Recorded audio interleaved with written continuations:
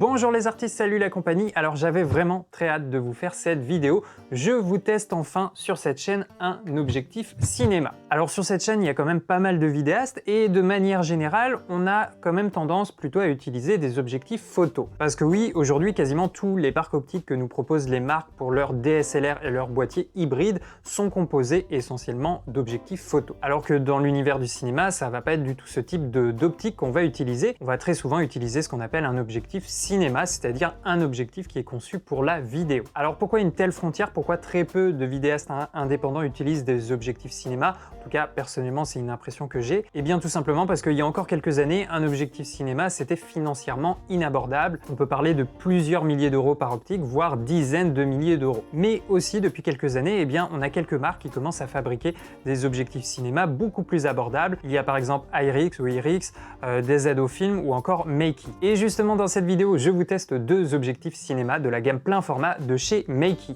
Et quand je vous dis plus abordable, vous allez voir là, je vais vous tester un 24 mm de chez Makey. Et bien ce 24 mm, il est moins cher que le 24 mm par exemple G Master de chez Sony. Donc dans cette vidéo, je vous teste deux optiques. Je vais vous tester le 50 mm T2.1 de chez Makey ainsi qu'un 24 mm T2.1, toujours de chez Makey, leur gamme plein format. Et d'ailleurs, ce plan face caméra est filmé via le 24 mm, là je dois être à ouverture T2.8, quelque chose comme ça, et je me filme avec la 7K. Et il y a aussi un léger filtre de diffusion, c'est le 1/8 de chez Nisi, leur série Black Mist. Donc dans cette vidéo, je vais essayer de vous montrer un maximum d'images et aussi essayer de vous montrer et de vous faire comprendre les différences entre un objectif vidéo, un objectif cinéma et un objectif photo. Même si je pense que je ferai certainement une vidéo dédiée à ce sujet un peu plus tard dans l'année. Allez, pour changer, une petite intro et c'est parti.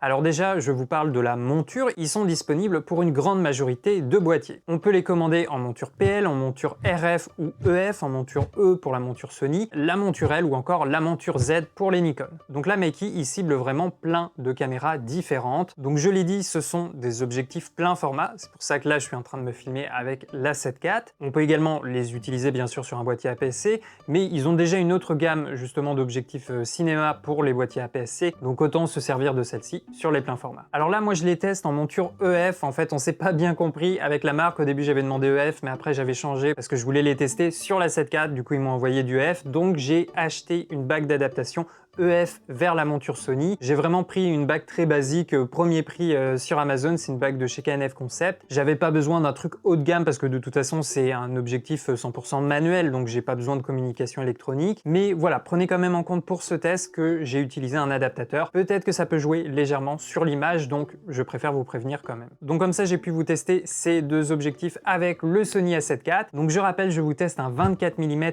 T2.1 ainsi qu'un 50 mm T2.1. Pour l'instant, ils ont 4 optiques dans cette gamme, le 24, le 35, le 50 et le 85. Donc pour l'instant, on a un set de focale assez classique, plutôt complet. Et je crois qu'ils ont annoncé 2 ou 3 autres objectifs qui devraient arriver prochainement. Alors ensuite, la première caractéristique d'un objectif cinéma, c'est sa conception, sa fabrication. On a quelque chose de très robuste, le fût, les bagues, tout ça c'est en métal. Alors ça va se faire ressentir aussi sur le poids, évidemment. Mais tout ça, c'est normal, on a des objectifs plus imposants avec des matériaux plus solides. Le 24 mm à nu, il pèse 962 grammes et environ 1095 pour le 50 mm. Et ça, c'est la deuxième caractéristique qu'on retrouve souvent sur un jeu d'optique cinéma, c'est qu'on a des sets, des séries d'optiques qui sont cohérentes entre elles. On va avoir des poids assez proches et des dimensions physiques similaires. Si je vous mets côte à côte le 24 mm et le 50 mm, on a l'impression que ce sont les mêmes objectifs. Il doit avoir à peu près 5 mm en longueur de différence. Ça peut varier légèrement en fonction de la monture que vous allez utiliser. Donc l'intérêt c'est quoi? Eh bien sur un tournage, si vous utilisez plusieurs objectifs, là vous allez avoir le même ressenti, la même prise en main à chaque fois. Et puis également dans un rig, quand tu vas accessoiriser ta caméra, quand tu vas changer d'objectif, on aura très peu de changements à faire. Tu n'auras pas à modifier l'emplacement du follow focus ou encore la matte box. Tout simplement parce que les dimensions physiques sont quasiment les mêmes. D'ailleurs, pour des objectifs cinéma, là, les Makey, ils sont plutôt compacts. On est voilà, vraiment sur une taille assez réduite. Si je vous compare le 24 mm Meki avec par exemple le 24 mm GM de chez Sony, la taille n'est pas si éloignée, alors que pourtant le 24 mm GM c'est déjà un objectif avec un petit gabarit. Ensuite, comme ils sont très proches physiquement, ils vont avoir le même diamètre à l'avant pour les filtres, donc c'est du 82 mm, donc pas besoin d'utiliser un adaptateur. Par exemple, ça tombe bien, imaginons que je souhaite installer un Black Mist de chez Nisi que je viens de tester sur la chaîne, je l'avais pris en 82 mm, donc je peux l'utiliser directement sur ces optiques cinéma sans adaptateur. Alors ensuite, avec cette gamme d'objectifs, on a un cercle d'image de 45 mm, donc ça va le rendre compatible à plus de caméras, notamment les caméras avec un format large. Alors un autre détail qui est souvent caractéristique d'un objectif cinéma, en tout cas c'est toujours mon avis personnel, c'est les indications visuelles. On a des focales qui sont visibles de loin, on sait quel objectif on a entre les mains. D'ailleurs, on a le nom de la focale de chaque côté. Et puis aussi, sur tous les capuchons d'objectifs cinéma, on a au moins le nom de la focale écrit en grand. Comme ça, même quand ils sont rangés dans une valise, ils vont être identifiables. On a même d'autres informations sur le capuchon. Par exemple, on sait que c'est un objectif pour du plein format. On a l'ouverture max, la distance minimale de mise au point, à la fois en mètres et en pieds. Et puis généralement, voilà, le capuchon d'une optique ciné, c'est un chapeau qui vient s'installer sur l'objectif. Et ça tient plutôt bien et c'est très simple à utiliser. Ensuite, on a un diaphragme à 11 lamelles pour les deux objectifs. Je vous montre tout de suite des exemples au niveau du bokeh. Donc j'ai commencé par le 24 mm, donc je suis à pleine ouverture T2.1, je suis avec la 7.4. Là, j'ai pas utilisé de profil d'image, je suis en profil standard et c'est un test pour vous montrer le bokeh. Donc le bokeh, c'est souvent un petit peu la signature d'un objectif cinéma et d'un objectif à un autre, on peut avoir des rendus un petit peu différents. Alors personnellement, moi, c'est pas un détail auquel je fais trop attention, mais pour certaines personnes, ça peut être important. Alors là, on remarque qu'il y a pas mal de textures. Dans le T2.1, on a quelque chose de plutôt circulaire au centre et qui devient un petit peu ovale au fur et à mesure qu'on arrive sur les bords. On remarque qu'il y a aussi un peu plus d'aberration au niveau du bokeh sur les coins de l'image. Ensuite, pour le 50 mm, on a déjà un bokeh beaucoup plus homogène entre guillemets. On n'a plus l'effet texture qu'on avait sur le 24 mm. On a quelque chose de bien rond, bien circulaire au centre et comme habituellement, on arrive un petit peu sur une forme ovale au coin de l'image. À T2.8, évidemment, le bokeh, la taille du bokeh diminue un petit peu et on commence aussi à voir les lamelles du diaphragme. Donc voici la vue d'ensemble, cette fois-ci pour le 50 mm. Ensuite, le 24 mm, il va avoir une distance minimale de mise au point de 30 cm. Donc ça permet quand même de s'approcher suffisamment proche d'un sujet. Donc là, par exemple, sur la figurine, on est au 24 mm et tu vois, à pleine ouverture, donc T2.1, on a quand même un beau flou d'arrière-plan avec une toute petite profondeur de champ. Ensuite, pour le 50 mm, lui, sa distance minimale de mise au point, elle est de 60 cm. Donc là, en comparaison du 24 mm, on va avoir un angle un petit peu plus large, un petit peu plus éloigné. La caméra s'éloigne, mais on arrive quand même à avoir une valeur assez serrée sur une figurine qui est quand même assez petite. Et puis là, ça te permet aussi d'observer le flou d'arrière-plan, la petite profondeur de champ à pleine ouverture, donc T2.1. Je vous ai refait un test en extérieur. Là, l'objectif, c'est toujours de tester la distance minimale de mise au point, donc 30 cm pour le 24 mm. Là, j'étais à pleine ouverture et j'ai filmé cette fois-ci en log avec le S-Log3. Et je rappelle, je suis avec la 7.4. Et puis, je te montre aussi l'équivalent avec le 50 mm. Donc, on est toujours à pleine ouverture T2.1. Donc, finalement, on est un tout petit peu plus éloigné parce que la distance minimale de mise au point est de 60 cm. Mais on peut quand même isoler un sujet et essayer de le faire ressortir avec une petite profondeur de champ. Alors au niveau de la bague de mise au point, elle est vraiment très fluide, c'est très agréable à utiliser et on a vraiment cette sensation de fluidité sur toute la rotation de la bague. D'ailleurs là au niveau de la bague de mise au point, on a une rotation de 330 degrés, donc ça représente de la distance minimale de mise au point jusqu'à l'infini. Donc ça peut être intéressant, on va pouvoir effectuer des bascules de points plutôt précises. Donc là par exemple je vous ai fait un exemple avec une très légère bascule de points, c'est ça aussi l'intérêt d'un objectif cinéma, on va le voir tout à l'heure avec leur système de marque et le fait qu'on ait une mise au point mécanique, on va pouvoir avoir une mise au point bien nette et bien précise grâce aux marques qu'on aura fait préalablement. Là par exemple on est au 24 mm, je vous ai refait un exemple. Alors vous allez voir sur les tests de bascule de points, ça tremble un petit peu parce que j'ai utilisé tout simplement un trépied photo et évidemment avec un setup comme ça je vous le recommande pas, il vaut mieux partir sur un trépied un petit peu plus stable. Mais tu vois là dans cet exemple je passe facilement d'un point A à un point B que j'ai mesuré préalablement, que j'ai testé avant de lancer l'enregistrement, j'ai pris mes marques Et tu vois, là, il n'y a pas d'effet tête chercheuse, je sais exactement où est mon point et je peux passer comme ça d'un sujet à un autre. Et tu remarques aussi, mais on va le voir tout à l'heure, qu'il y a très peu de focus breathing. Alors là, si tu ne craques pas devant ses yeux, je ne comprends pas. Je t'ai fait une petite séquence avec Baby Yoda. On est au 50 mm à pleine ouverture. Et tu vois, j'ai fait mes marques, donc je peux facilement passer là de l'arrière-plan, donc du cactus, à mon avant-plan sur les yeux de Baby Yoda. Alors comme on a une plage de rotation de 330 degrés, c'est quand même assez long en fait de passer d'un avant-plan très proche comme ça à un arrière-plan, mais ça se fait pas mal. Alors là évidemment ça tremble parce que je suis sur un trépied photo et qu'évidemment on a des rotules assez légères par rapport au poids embarqué.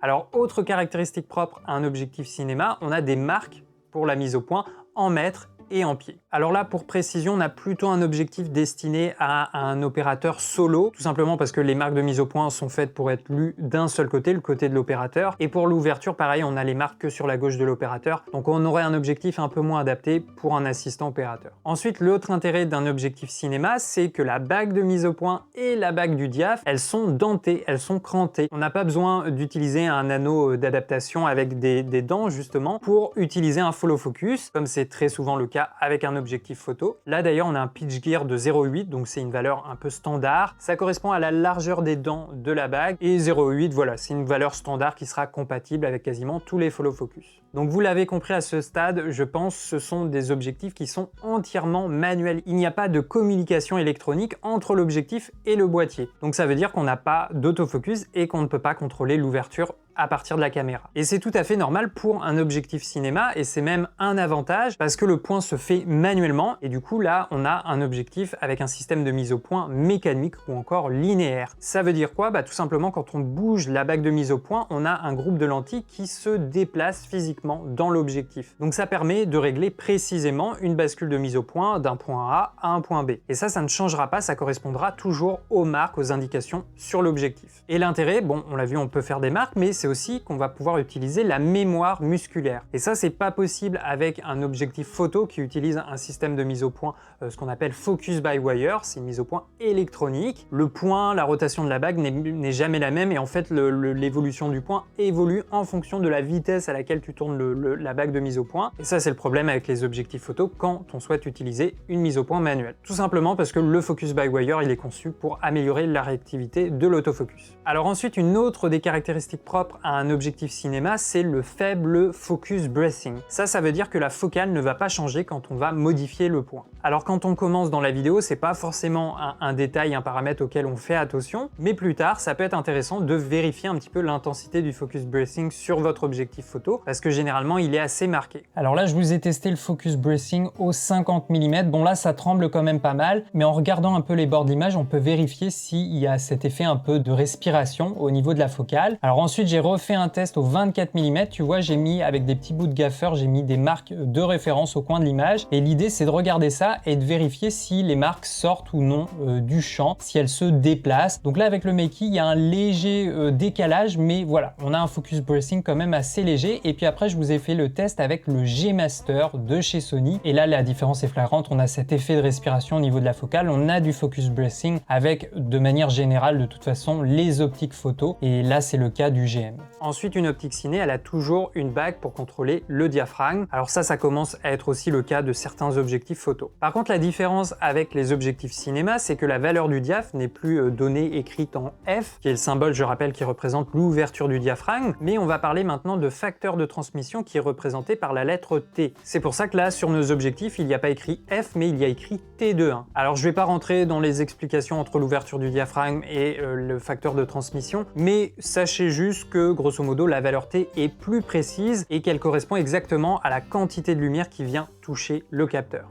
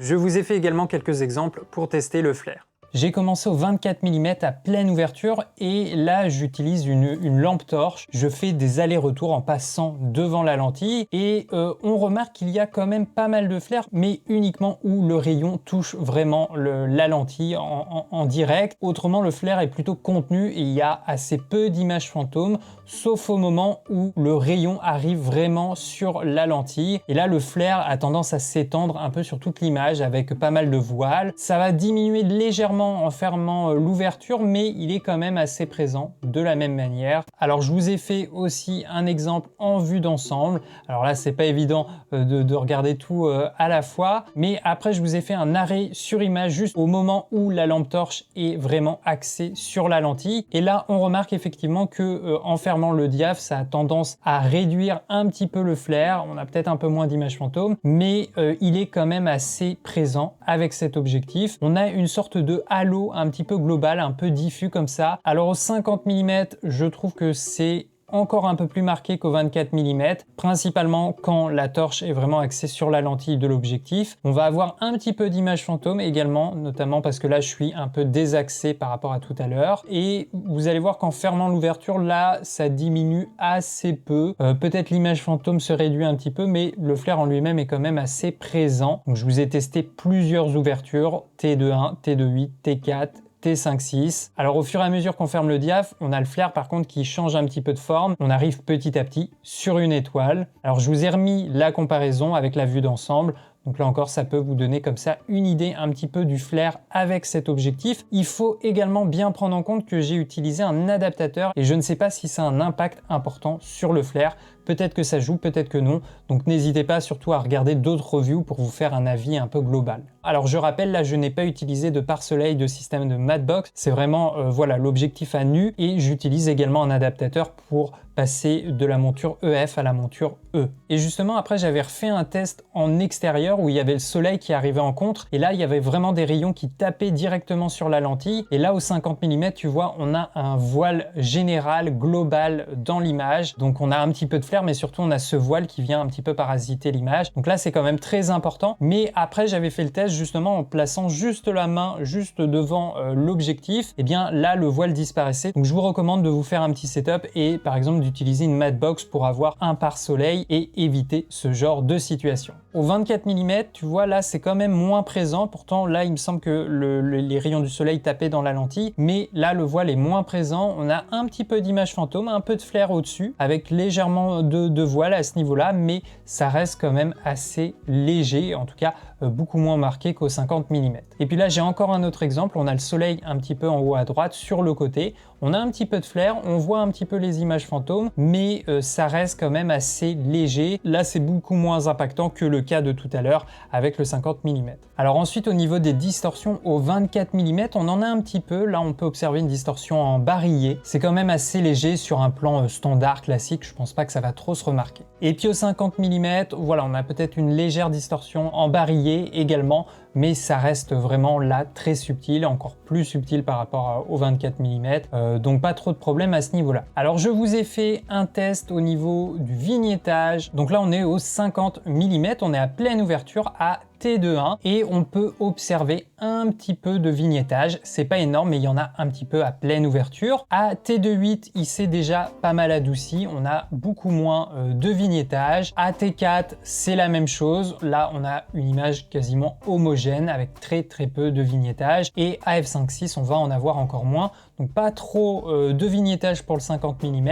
Ensuite au 24 mm on en a un petit peu, toujours de zones un peu plus sombres sur les bords. Ça se calme un petit peu, encore une fois, à T2.8. À T4, on a quelque chose d'un peu plus homogène, ça se ressent. Et à T5.6, voilà, c'est la même chose, on a une image un petit peu plus homogène. On a encore un petit peu de vignettage, mais là encore, je trouve que ça reste assez léger dans l'ensemble. Il y a des optiques photo qui ont bien plus de vignettage que ça. Alors ensuite, j'ai essayé de vous faire une comparaison entre le 24 mm, donc objectif cinéma de chez Meiki, et le 24 mm GM de chez Sony que je possède, donc qui est un objectif photo. Alors en soi, il n'y a pas vraiment d'intérêt, on n'est pas sur des produits similaires, mais le truc c'est que pour essayer de connaître un petit peu l'effet de la gamme Meiki sur l'image, il faut bien avoir une image de comparaison. Et comme j'ai pas d'autres 24 mm d'un objectif cinéma, je vous le compare avec un objectif photo. Et là, franchement, il n'y a pas énormément de différence. La seule chose que moi j'observe, c'est j'ai l'impression que le Makey réchauffe légèrement l'image. En tout cas, au niveau des tons moyens, des tons clairs, j'ai l'impression qu'on a quelque chose d'un tout petit peu plus chaud, avec des jaunes un petit peu plus présents par rapport au GM qui lui a peut-être quelque chose d'un peu plus froid ou avec un peu plus de magenta. Mais là, encore une fois, c'est difficile d'en tirer une conclusion. Alors, je vous ai fait également un autre test au 50 mm. Alors, j'ai l'impression quand même que le Makey est peut-être légèrement plus lumineux. En tout cas, un T2.8 me paraît plus lumineux par rapport à une ouverture f2.8 sur le Sony GM. Alors là, la teinte plus chaude se remarque un peu moins, peut-être très légèrement, et peut-être qu'avec le Makey, la profondeur de champ est légèrement plus réduite. J'ai l'impression que le flou d'arrière-plan est un peu plus prononcé avec le Makey, alors que pourtant les distances étaient à peu près les mêmes. Alors là, je ne l'ai pas précisé, mais comme j'avais pas de 50 mm en focale fixe, j'ai utilisé le Tamron 28-75 et je me suis mis au 50 mm. Donc là encore, sur la vue d'ensemble, c'est pas évident de les comparer. On a l'impression effectivement que T2.8, c'est peut-être un peu plus lumineux par rapport à f2.8, mais autrement, le rendu est plutôt proche, j'ai l'impression. Et puis je vous ai fait, alors là attention, un plan zoomé pour voir un petit peu justement le détail, le piqué. Et là j'ai l'impression que le Makey a un piqué un petit peu plus poussé, un peu plus net, un peu plus précis par rapport au Tamron. Alors je vous ai fait également une comparaison au niveau du piqué. J'ai commencé par le 24 mm. J'ai refait mon petit tableau que je fais habituellement avec les objectifs photo. Donc là on observe que à pleine ouverture à T2.1, le piqué est un peu plus en retrait par rapport aux ouvertures plus refermées, T2.8, T4, T5.6. C'est quand même pas mal, il n'y a pas une grande différence. On remarque voilà, un petit peu ce retrait déjà au centre, mais également sur les bords. En tout cas, le centre et les bords ont l'air à peu près homogènes à la pleine ouverture, mais légèrement en retrait. À T2.8, ça s'améliore. On a déjà un piqué bien net, bien précis, même sur les bords. Et voilà, ça s'accentue encore un peu plus à T4 et à T5.6, où là, on a vraiment quelque chose de bien homogène. Et puis, même chose au 50 mm. Alors là, pleine ouverture, j'ai l'impression qu'en tout cas au centre à T2.1, c'est quand même assez précis. Le piqué a l'air plutôt bon. Après, sur les coins, là, le piqué est un peu plus en retrait à pleine ouverture. À T2.8, il s'améliore un petit peu sur les bords. Et puis, dès T4, on a quelque chose de bien homogène du centre au coin de l'image. On n'a pas de gros écarts. Personnellement, je trouve qu'il n'y a rien d'inquiétant, rien de surprenant. Alors au niveau du prix, ça va varier en fonction des distributeurs, mais par exemple chez Miss Numérique, le 50 mm, on va le trouver à 1059 €, donc c'est vraiment pas très cher pour un objectif cinéma. Là on est vraiment, on va dire, dans l'entrée de gamme. Ça va être le même prix pour le 85 mm et le 35 mm, lui on le trouve aux alentours de 1092 €. Alors ils n'ont pas encore le 24 mm dans leur catalogue. Après évidemment tous ces objectifs, on peut les retrouver sur le site officiel de chez Makey. Par contre, à faire attention évidemment aux frais de transport et aux frais de douane parce que ça doit venir de Chine. Après, ce qui est bien avec leur site, c'est que tu peux acheter un kit avec plusieurs objectifs. Ils vendent par exemple 3 focales de cette série pour 2540 € à peu près, ou 1700 pour 2 focales, il me semble, mais évidemment, il y a aussi les frais de transport et de douane. Du coup, je finis par vous donner mon avis. Alors, je les ai pas encore mis en pratique concrètement sur un tournage pro, donc je vous referai certainement un autre retour quand ça sera le cas. Mais déjà, avec cette première prise en main, je suis plutôt content. Les objectifs cinéma, c'est quelque chose qui m'intéresse personnellement et que j'ai envie de mettre un petit peu plus en avant et de tester sur cette chaîne. Et puis, je trouve que le sujet est très intéressant, déjà pour toutes les raisons qu'on a vues, et juste pour essayer de voir, de comprendre les différences entre un objectif photo et un objectif vidéo. Là, on l'a vu, on a une optique qui est entièrement manuelle. Et c'est normal, c'est un objectif cinéma, c'est comme ça qu'on les utilise. Et puis au moins, ça oblige à utiliser et à s'entraîner à la mise au point manuelle. Ensuite, on a très peu de focus bracing, c'est pour ça qu'on utilise les objectifs cinéma. On va avoir un rendu plus pro à ce niveau-là. On a aussi une bague de mise au point, une bague d'ouverture qui sont vraiment très fluides et en plus, elles sont marquées, elles sont graduées. Donc on va pouvoir effectuer précisément une balance de mise au point sans le faire un petit peu à l'improvisation et ça pourrait se ressentir dans l'image. D'autant plus que là, on l'a vu, on a une mise au point mécanique et non électronique comme c'est souvent le cas des objectifs photo. Et puis ce que j'aime bien aussi avec une série d'objectifs cinéma, c'est qu'on a un set homogène. Ils font quasiment tous les mêmes dimensions physiques et ils ont le même diamètre au niveau du filtre. Donc ça permet de gagner du temps sur un tournage. Et puis souvent, on utilise la même série d'objectifs cinéma parce qu'il y a une cohérence entre tous les objectifs au niveau du rendu de l'image. Il y a une signature visuelle, ça peut être au niveau de la teinte, au niveau du bokeh, au niveau du flair. Et dans un même projet, on aime bien avoir une cohérence du début à la fin.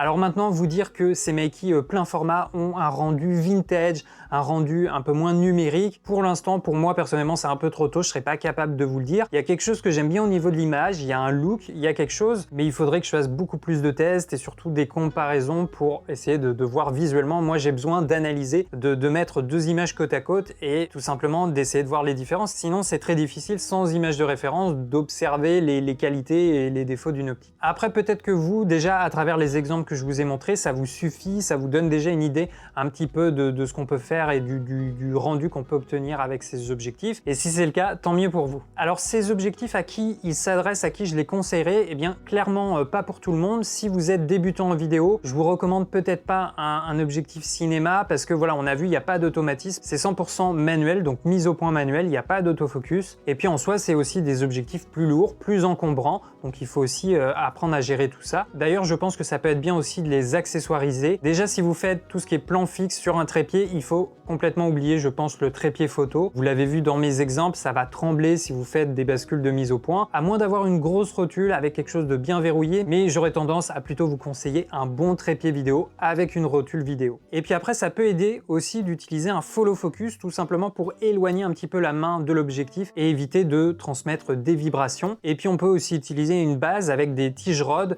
et un support d'objectif pour essayer de consolider un petit peu le setup. Je pense que ça peut aider. D'ailleurs, on a des petits trous de vis sur l'objectif au-dessus et en bas. Donc voilà, on va pouvoir fixer et visser facilement un support d'objectif. Et puis je recommande aussi une matbox. Ça peut être une petite matbox, mais au moins ça va le protéger un petit peu contre le flair. Donc on a un objectif assez intéressant, plutôt destiné aux vidéastes indépendants et plutôt à un opérateur solo, parce qu'on l'a vu, le système de marque au niveau de la bague de mise au point et même pour la bague de l'ouverture, c'est plutôt conçu pour le côté de l'opérateur et non pour le côté de l'assistant. Voilà les amis pour ce test et cette première présentation. J'espère que ça vous a plu. Je vais essayer de les emmener sur un petit tournage pour faire un petit clip, juste pour essayer de visualiser un petit peu mieux le look, la signature de l'objectif sur un projet, une séquence complète. Et puis évidemment, je vais essayer de tester les autres solutions, un petit peu toujours dans cette gamme de prix au niveau des objectifs cinéma. Voilà les amis, c'est tout pour aujourd'hui. C'était Benjamin avec Derrière la caméra.